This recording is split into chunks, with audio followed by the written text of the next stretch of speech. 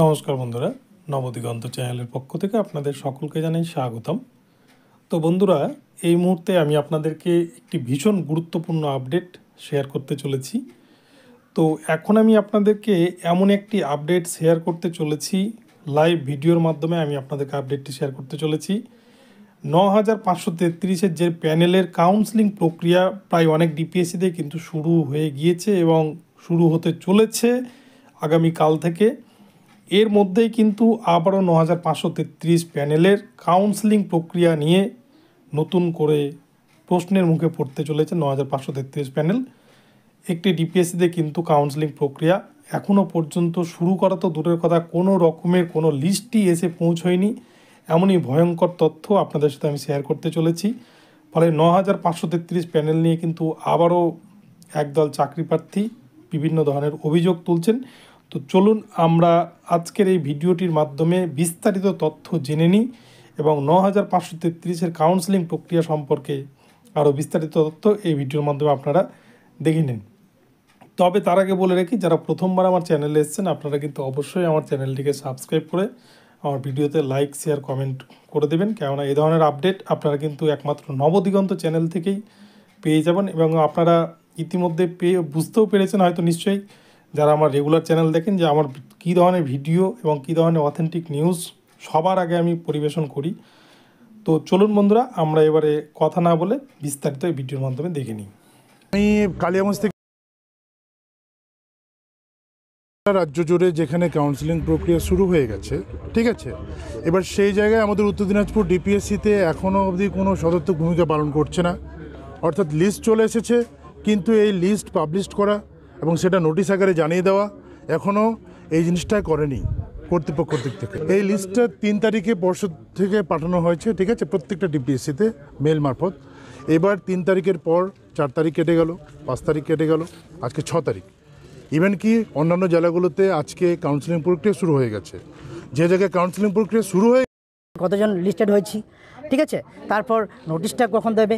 এবার বিষয়টা হলো যে পরবর্তী প্রক্রিয়া কি, যে আমরা তখন এখানকার যে বড়বাবু ওনার সাথে কথা বললাম যে স্যার আমাদের নিয়ে কী স্টেপ ভাবছেন। বলছে আমাদের এখনও অবধি কোনো তথ্য নেই, তবে আপনাদের বিষয়টা নিয়ে কাজ চলছে কিছু, তো সেটা আমি অ্যাপ্রুভালটা পেলেই আমরা সেটা নোটিশ আকারে জানাবো, কিন্তু এটা জানাবে কখন আমরা সেটা জানি না, ঠিক আছে। এই নিয়ে সবাই আমরা পুরো দুশ্চিন্তা ভুগছি, কারণ অন্যান্য জেলায় আমাদের বন্ধুরা, আমাদের সহকর্মীরা, তারা কিন্তু অলরেডি কাউন্সেলিং প্রক্রিয়া অংশগ্রহণ করছেন। এখানে আমরা প্রায় 60 থেকে 70 জন এখন আছি বর্তমানে, থেকে না, এখানে প্রায় আপনার বাঁকুড়া থেকে আছে, পুরুলিয়া থেকে আছে, মুর্শিদাবাদ থেকে আছে, নদিয়া থেকে আছে, হ্যাঁ, বিভিন্ন জেলা থেকে আছে। এই বিলম্বনা, প্রথম কথা, এখানে এই ডিপিএসসির কোনো নির্দিষ্ট চেয়ারম্যান নেই।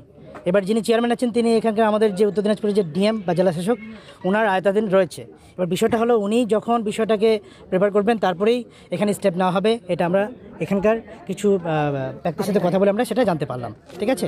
এবার আমি জানি না, বা আমরা জানি না যে কতটা এখানে ইনিশিয়েটিভ ভূমিকা পালন করা হচ্ছে, বা আজকের মধ্যে আমরা নোটিশটা পাবো কিনা সেটাও আমরা পুরো দ্বন্দ্বহীন। যদি এখানে আজকে নোটিশ আকারে যদি না জানালো, তাহলে আমরা এখানে অবস্থান যে ধর্ণা মঞ্চ সেটা আমরা করবো আজকে। আমার নাম সুস্মিতা দাস। এখানে আমরা আমাদের তো ইন্টারভিউয়ের রেজাল্ট দিয়ে দিয়েছে, প্যানেল দিয়ে দিয়েছে 3 তারিখে।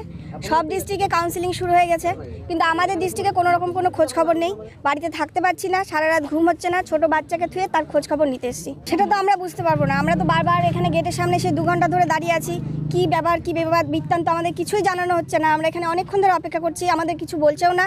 লিস্ট কবে দিবে, কখন দিবে, কিন্তু আমরা শুনলাম যে পর্ষদ থেকে মানে প্যানেল লিস্টটিকে লিস্ট দিয়ে দেওয়া হয়েছে, কিন্তু আমাদের হাতে এখনও বাইরে লিস্টও টাঙানো হয়নি, বা আমাদের কোনো খোঁজ খবরও দিচ্ছে না। আমরা তো বাড়িতে থাকতেই পারছি না। আর প্রত্যেকটা জেলায় যেখানে দিয়ে দিয়েছে, আমরা কেন অপেক্ষা করব, কি কারণে, এটা আমরাও বুঝতে পারছি না। কি করব এখন, আমাদের ভিতর থেকে কিছু জানানো না হলে পরবর্তী স্টেপ হলো আমরা ডিএম অফিসের কাছে, ডিফেন্স স্যারের কাছে গিয়ে জানাবো আমাদের আরতিটা। আমরা কি করব, আমাদের কি করণীয় সেটা তিনি বলে দিই, আমরা কিছুই বুঝতে পারছি না। সবাই মিলে করজোরে আরতি করব যে স্যার আমাদের উদ্ধার করেন। আমরা কতদিন কতভাবে অপেক্ষা করব? সব জেলায় যেখানে হয়ে যাচ্ছে, আমরা কি দোষ করছি যে আমরা অপেক্ষা করব? প্লিজ আমাদেরকে বলুন। আমরা পড়াশোনা করে চাকরি ইন্টারভিউ দিয়ে এইভাবে এত দূর এসে এখন কি জন্য অপেক্ষাটা করব, আমাদেরকে প্লিজ আপনি বলুন। তো বন্ধুরা, আপনারা দেখলেন যে উত্তর দিনাজপুর ডিপিএসসিতে কি বেহাল পরিস্থিতি। এখনও সারা রাজ্যের বিভিন্ন ডিপিএসসিতে কিন্তু কাউন্সেলিং প্রক্রিয়া শুরু হয়ে গিয়েছে, বা আগামীকাল থেকে অনেক ডিপিএসসি শুরু হতে চলেছে। সেখানে কিন্তু উত্তর দিনাজপুর ডিপিএসসিতে কাউন্সেলিং শুরু হওয়া তো দূরের কথা, কোনো রকমের কোনো সদুত্তর তারা পর্ষদের ডিপিএসসির যারা কর্মকর্তা রয়েছে, বড়বাবু রয়েছে, তাদের কাছ থেকে পাইনি। তাদের কিন্তু একটাই উত্তর যে এখনও পর্যন্ত পর্ষদ থেকে কোনো কিছু তারা পায়নি। আর সব থেকে বড় কথা, উত্তর দিনাজপুর ডিপিএসসিতে কিন্তু কোনো চেয়ারম্যান নেই, যার জন্য এই সমস্যাটা কিন্তু তৈরি হয়েছে।